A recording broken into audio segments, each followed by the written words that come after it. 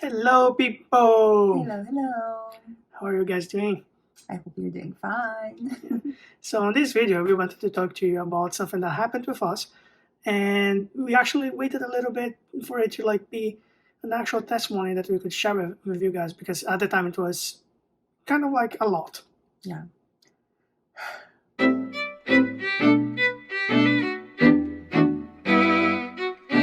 What happened? Caio asked to leave his job in Germany to go to England, right? But I wasn't working. And then in this process, the company that was responsible to deal with the visa in England made a mistake. For example, they applied for our English visa without an important document called like IELTS UKVI. We had another IELTS, but it wasn't the UKVI, so it was a big problem.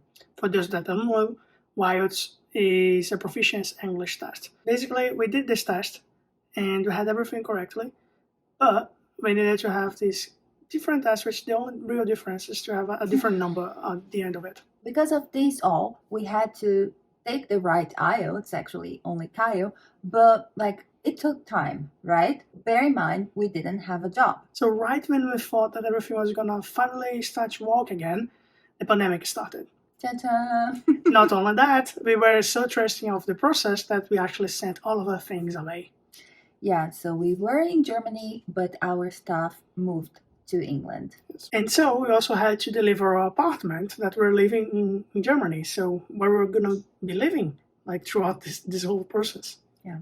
It was very difficult, for example, staying at a friend's house because in Germany things are very restrict. Like they have a thing called Anmeldung, something like that, because you have to say how many people are living in that place and things like that. And we were searching for some place, because it had to be furnished because we didn't have our stuff anymore, and it had to be in a certain price, of course, and nothing appeared. And I remember I was on my knees and I was praying, crying. Kai was at home, work, and it was like every reply I have, it's like a negative answer, and we don't have a place to go. What should we do? And I remember our friend Deji, he called me and said, look, I was at work, but God was like speaking to me, talking to me about you guys. So could we pray together? I didn't call Kaya because I knew he was at work, but I knew that if I called you, you would pick up the phone. Yes. And it was the right moment. I was on my knees and I was kind of desperate, like I didn't know what to do. What you know what I mean? And then my friend and I, we prayed together, and like a miracle, when we turned off, someone just said, look, you can come and there is a place for you here. And we were like, thank you, Jesus. Give a little bit more of a context. If you ask anyone that has already lived outside of like their home country, you see that's quite hard to find a place to live usually.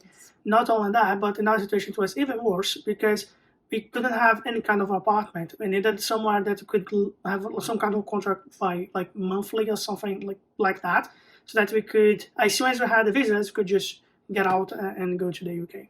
Because the idea was to go to the UK, as Kai said. So yeah, our situation was very unique. Yes, like I said before, I had to do the IELTS for UKVI, but since we were in the middle of the pandemic, every place around us was closing up. Like Italy was completely closed, yeah. France was closing, Germany was starting to have lockdowns, and we were in Germany.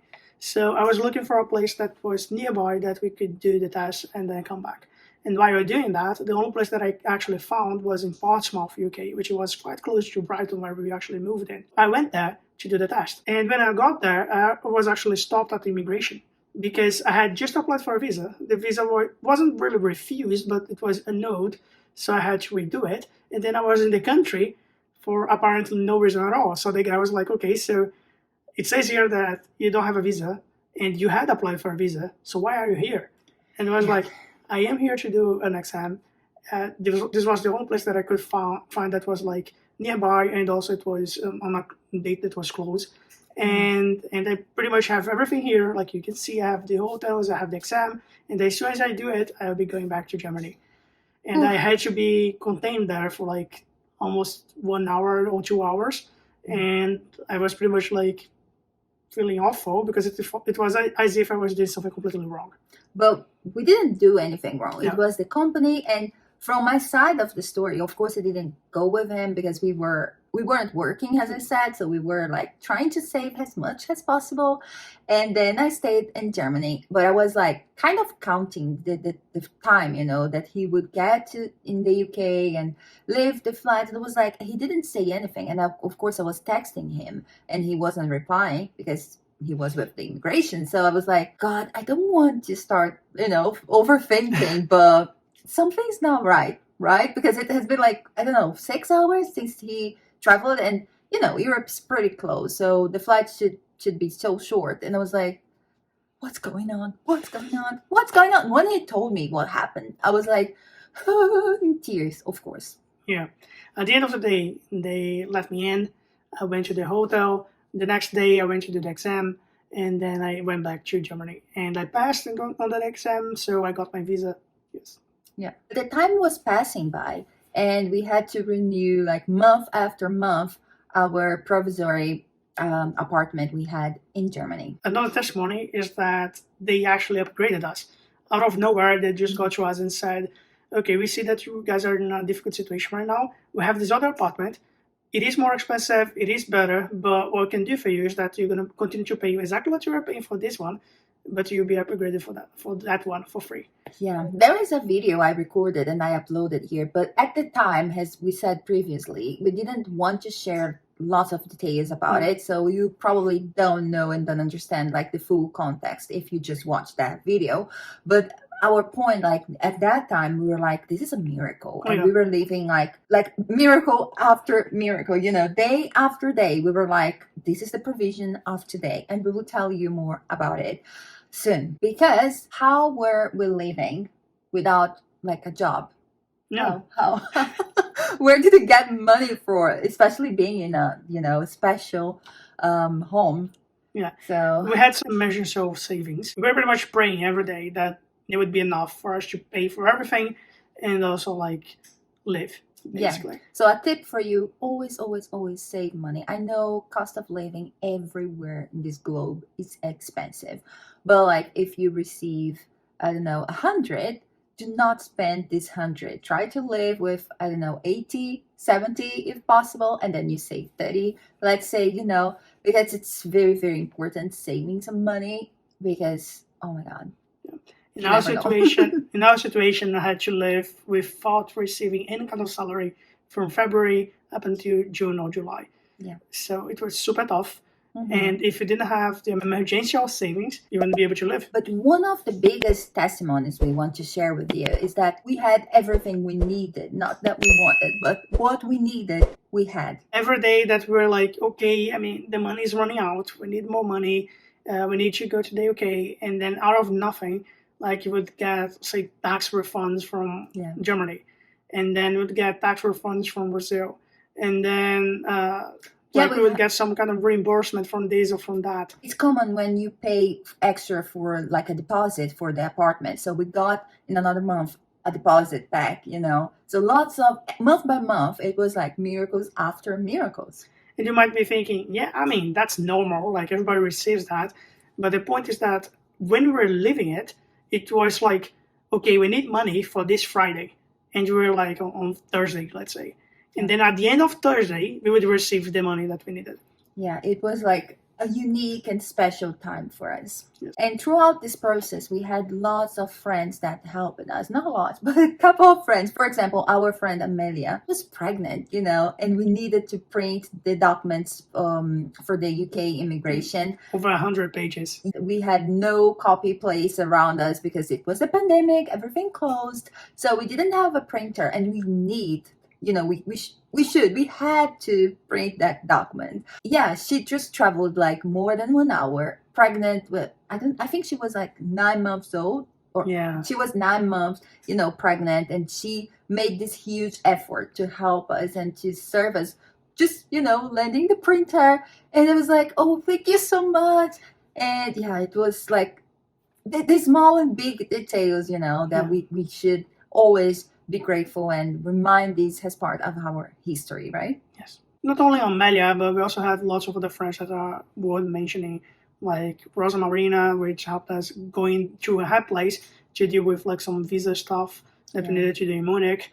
We also had Nisi and Renato. Yeah, our greatest friends, that they were always with us, like cheering us up, and they said, if you need anything, everything you want, we can help you with. It wasn't necessary, but if it was, like, we would of course ask for help.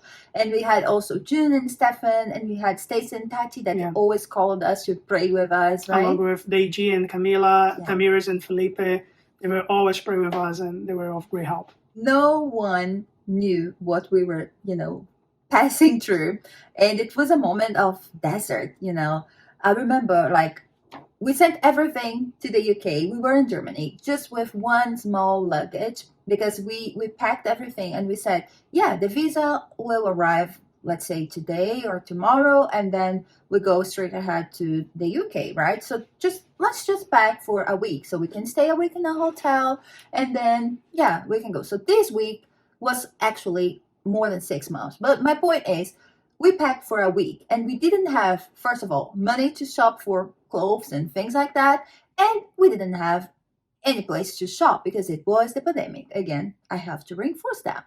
So no one knew about it, but like we had the only, I think, 2 or 3 pair of clothes. And for me as a woman, there were days I was like, oh my gosh, I want to improvise. I want to create something new. And I remember I creating with a scarf, like different types of tops. And I was, trying to explore and try to diverse it, wear it in different ways and put some makeup on, trying to, improvise.